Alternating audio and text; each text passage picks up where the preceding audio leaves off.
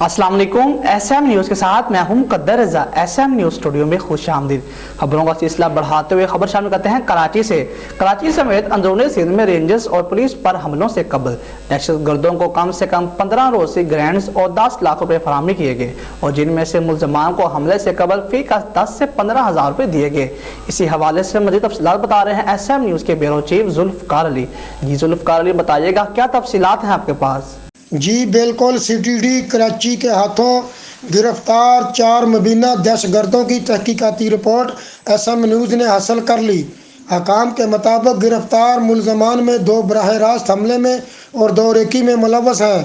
چاروں ملزمان کو یونیورسٹی روڈ پر مدو گوڈ میں Sindh revolutionary army S R میں شامل کیا گیا۔ ایس آر اے میں شمولیت فرار مبینہ دہشت گرد اصغر شاہ کے گھر پر ہوئی تھی۔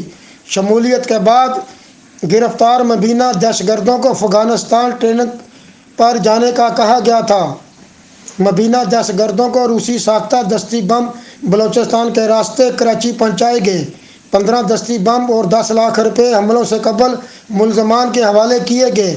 دستی بموں کو سچل کے قریب شارگوٹ میں ایک پلاٹ میں چھپایا گیا تھا۔ 5 دستی بموں سے سچل، گلستان جوہر، قائد آباد، لیاقت آباد اور گولڈکی میں حملے کیے گئے۔ دیگر دستی بموں میں سے کچھ برآمد کیے گئے جبکہ کچھ مفرور دہشت گردوں کے پاس ہیں۔ ایس آر اے کا سرگنا اور ماسٹر مائنڈ اصغر شاہ افغانستان فرار ہو چکا ہے۔ دیگر اہم اور مطلوب ملزمان سجاد شاہ اور جوید منگریو ہیں۔ یہ وہی مدو گوڈ ہے جہاں انہی ملزمان کے ساتھ پولیس کا مقابلہ بھی ہو چکا ہے۔ میں آپ کو بتاتا چلوں کہ 7 سال قبل مدو گوڈ مقابلے میں ڈی ایس پی قاسم گوری بھی شہید ہوئے تھے۔ اس مقابلے میں ایک گرفتار ملزم کے بھائی بھی مارے جا چکے ہیں۔